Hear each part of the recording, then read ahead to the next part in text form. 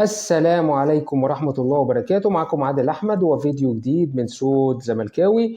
نرجو المتابعة للصفحة حتى يصلك كل جديد، وما تنساش اللايك والشير عشان الفيديو يحقق الانتشار.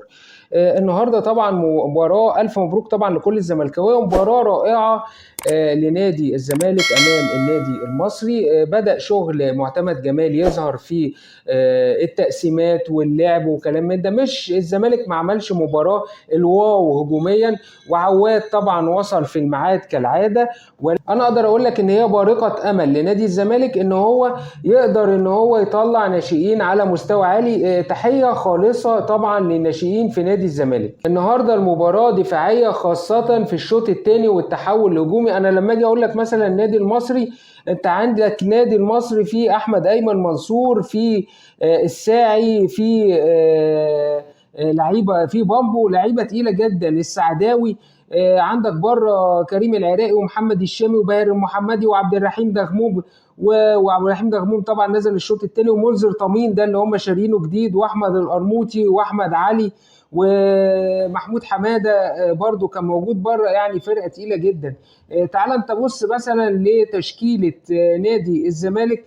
كان طبعا عندك في خط الدفاع عندك وائل وابراهيم ومجدي والخضري. والصراحه اداء اللعيبه في خط الظهر على اعلى مستوى. اللعيبه دي محتاجه نديها مباريات، عشان اللعيبه دي فعلا هيبقى عندنا نجوم كبيره ان شاء الله خلال الفتره الجايه. عندنا برضو في السيد اسامه في خط النص، لعيبه في منتهى الروعه. طبعا بنزيرة هجوميا هو اللي عامل لك شكل هجومي عشان نتكلم. الدباغ مش هنا، مش موجود. شيكو بنزا رغم يعني في ناس كتير تقول لك الاداء ومش عارف ايه يعني احمد شريف نزل الشوط الثاني، احمد شريف نزل عمل اللي شيكو بنزا عمال يحرد فيه من الشوط الاولاني. يمكن هو كان بيلعبه مثبته ورا، ولكن قدر معتمد جمال ان هو يستغل شيكو بنزا الشوط الاولاني دفاعيا، وكان ممكن ان هو يلبس انذار في انذار ويطرد.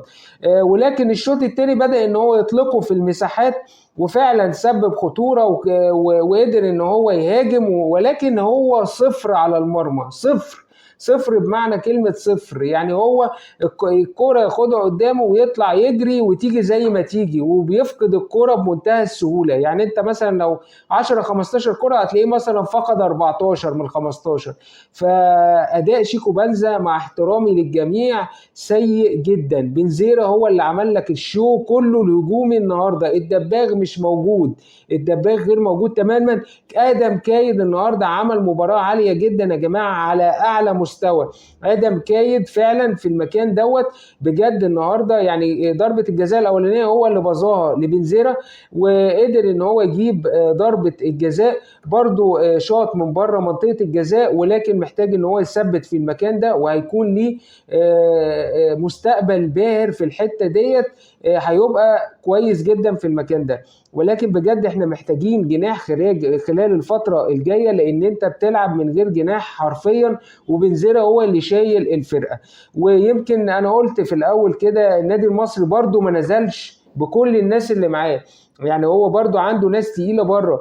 ولكن الشوط الثاني بدأ المدرب ان هو ينزل اللعيبة دي، لان عارف مدى تأثير المباراة دي عليك في الكونفدرالية. لان المباراة دي يا جماعة نفسيا مهمة جدا. لما نادي الزمالك يغلب المصري بفريق يعني معظمه او 50% منه من ناشئين، انت عندك خط الظهر كله كان ناشئين، وعندك خط النص ناشئين. فاهمني ازاي؟ ما عندك قدام يعني مطعمه يا دوب بكام لعيب، اللي هو بنزيرة على ادم كايد على شيكو بنزا على ناصر منسي خلال المباراة. ولكن قدر ان هو النهارده معتمد جمال ان هو بالمجموعه التوليفه اللي هو عملها دي قدر ان هو يقدم مباراه انا شايفها مباراه كبيره جدا على قد الامكانيات الموجوده. لو كنا لعبنا كده قدام الاتحاد، ولو لعبنا كده قدام سموحه، كان زماننا دلوقتي الاول على المجموعه. ولكن للاسف احنا ما لعبناش كل مباراه كنا بنلعبها بطريقه.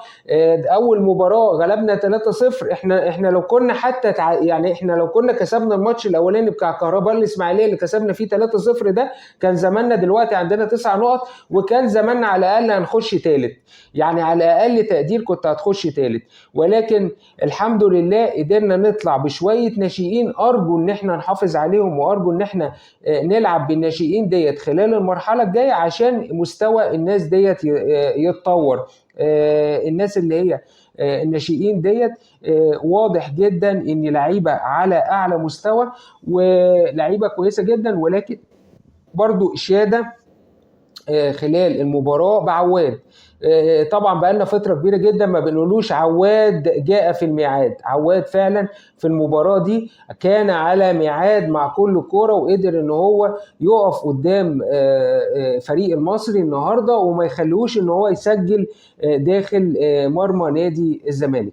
لازم برضو ما ننساش يا جماعه معتمد جمال استلم الفرقه دي مهلهله نفسيا. النهارده هو اعاد اكتشاف بنزيرا المباراه اللي فاتت كان بيلعب بمنتهى اليأس، وهو الصراحه انا ما تزعلوش مني، انا لو مكانه هلعب بالطريقه دي. مع يعني في كذا كوره كانت رايحه لبنزيرا، الكوره بتتبظاله مثلا ايه، يا اما سريعه يا اما بعيده يا اما هات وخد، يعني بيديله الهات ما فيش الخد.